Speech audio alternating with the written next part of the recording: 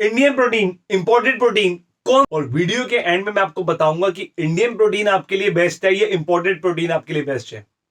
Hi friends, I fitness coach Gaurav Khurana हमेशा की तरह इस बार बिल्कुल डिफरेंट वीडियो लाया हूं आपके लिए।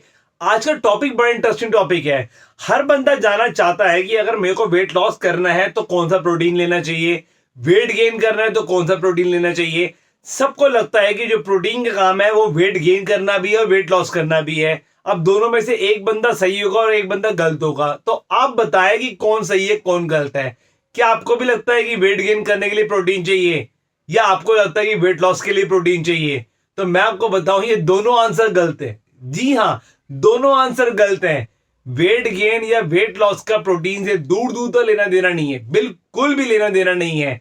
अब दिक्कत यही है ना कि अब काफी चीजें ऐसी हो गई है कि लोगों को बेवकूफ बनाना बहुत आसान हो गया फिटनेस वालों पे। फिटनेस इंडस्ट्री में क्या हो गया कि कोई भी बंदा कुछ भी देख के कुछ भी बोल देता है और सामने वाला मान लेता है।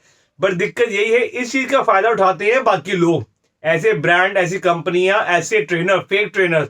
अच्छे ट्रेनर नहीं, जितने फेक ट्रेनर्स होंगे ना, वो ये सप्लीमेंट इस तरीके से बेचते हैं कि ये प्रोटीन आपका वेट लॉस में हेल्प करेगा, ये प्रोटीन आपका वेट गेन में हेल्प करेगा। प्रोटीन का काम वेट लॉस वेट गेन बिल्कुल भी नहीं है। प्रोटीन का काम है हमारी मसल्स के लिए, मसल्स की रिकवरी के लिए, मसल की। यार एक बात बताइए मुझे, अब मसल्स की बात करूंगा सब सोचेंगे कि हम प्रोटीन लेने का मतलब है कि स्टेरॉइड की बात कर रहा हूं मैं।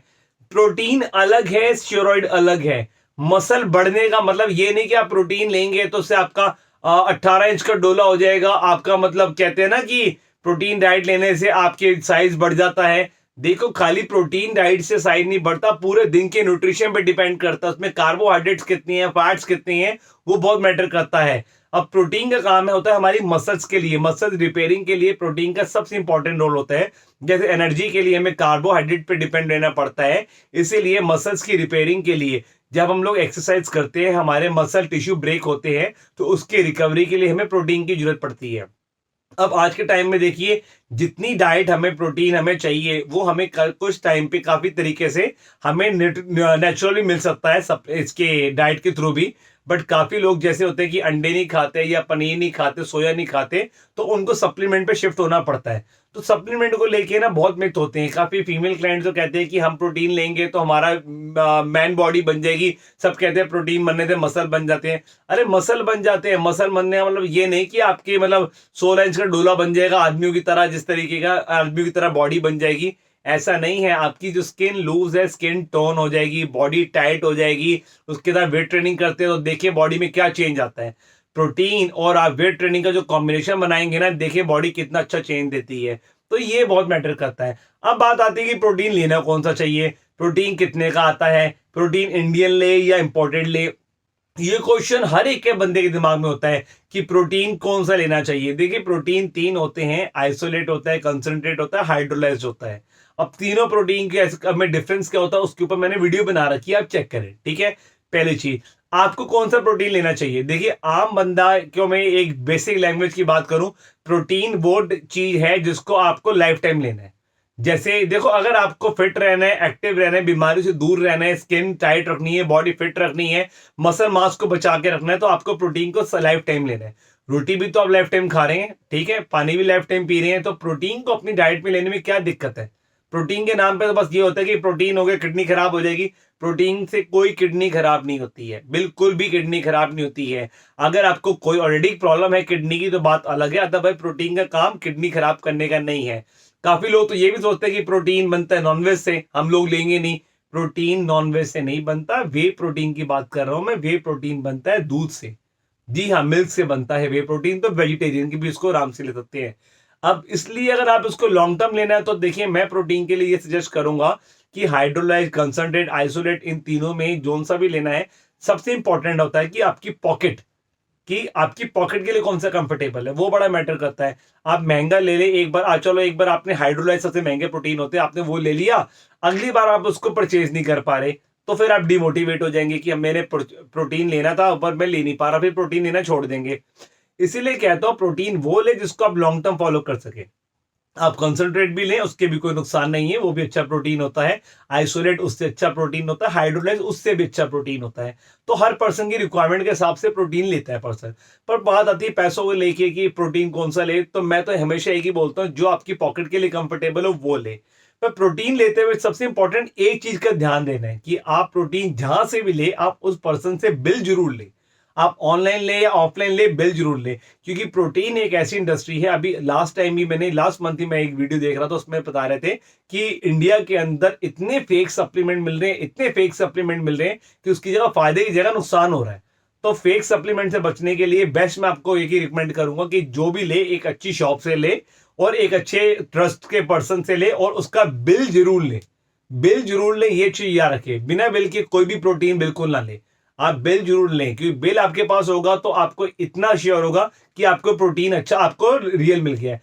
एक चीज और मैं आपको बताता हूं, काफी कंपनियां, अच्छे ब्रांड्स होते हैं, वो प्रोटीन के बॉक्स के ऊपर बार कोड लगा देते हैं, ताकि बार कोड आप स्कैन करें, आपको पता चल जाएगा कि जो उनका फ्लेवर उसके अंदर है वो ही मेंशन ऊपर है या नहीं है।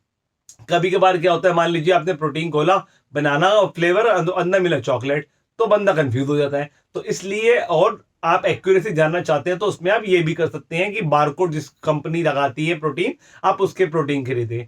अब सबसे इंपॉर्टेंट ये पॉइंट हो गया कि प्रोटीन कौन सा ले। अब आती है आखिरी में सबसे इंपॉर्टेंट बात कि इंडियन प्रोटीन अच्छे हैं या इंपोर्टेड प्रोटीन अच्छे हैं। देखिए, इंडियन प्रोटीन के अंदर भी काफी चीजें अब नई आ रही हैं, अच्छी कंपनियां आ रही हैं, काम कर रही हैं। इंपोर्टेड तो अच्छे हैं, ये नो डाउट, इसमें कोई दो राय नहीं है। बट बात आ जाएगी इन दोनों के अंदर कॉस्ट की। अब जो इंपोर्टेड प्रोटीन होंगे उनकी कॉस्ट थोड़ी ज्यादा होती है, और इंडियन प्रोटीन की जो कॉस्ट होती है वो थोड़ी कम होती है। बट ऐसा नहीं है कि कॉस्ट कम होने के कारण उसकी क्वालिटी बेकार है या वो घटिया प्रोटीन है, ऐसा नहीं है। इंडिया के अंदर भी अब काफी पिछले 5-7 साल के अंदर कंपनियां, अच्छे अच्छे ब्रांड्स हैं जो लॉन्च हो रहे हैं, वो अच्छे प्रोटीन, अच्छी क्वालिटी के प्रोटीन लेके आ रहे हैं। तो प्रोटीन कौन सा लेना है, उसके लिए मैं कोई रिकमेंडेशन नहीं, ये कोई कहते हैं ना, किसी को रिकमेंड नहीं कर रहा कंपनी या ब्रांड के लिए, मैं किसी का नाम नहीं ले रहा। तो मैंने ये जो बताया आपके लिए कि प्रोटीन आपको कौन सा लेना चाहिए पॉकेट के हिसाब से, तो जौन सा आपको कंफर्टेबल होता है आप कोई भी ले ले। सिर्फ एक ही चीज का ध्यान रखिए, प्रोटीन आप इतना देखिए प्रोटीन के साइड इफेक्ट की बात होती है ना, प्रोटीन के साइड इफेक्ट, एक ही साइड इफेक्ट है प्रोटीन का कि अगर वो नकली है तो उसके नुकसान होंगे होंगे, 100% नुकसान होंगे। आपने सिर्फ एक ही चीज का ध्यान देना है कि आपको प्रोटीन ओरिजिनल खरीदना है। खरीदना कहां से, दो चीजें बताई थी मैंने, जहां से भी ले, एक तो आप उसका बिल जरूर लें। देखिए, कई बार क्या होता है, यारी दोस्ती के अंदर होता है कि भाई कोई बात नहीं, मेरे शॉप से ले रहा है, बिल की क्या जरूरत है, मैं तेरे को 500-700 रुपये सस्ता दे दूंगा। बट ऐसे चक्करों में मत पड़े, भाई 500 रुपये इसको एक्स्ट्रा दे दो, कोई दिक्कत नहीं है, आप उसको दे दो, कोई प्रॉब्लम नहीं है, बट लो बिल उसका जरूर लो। काफी क्लाइंट्स होते हैं जो अपने जिम में ट्रेनर पे ट्रस्ट करके ले लेते हैं।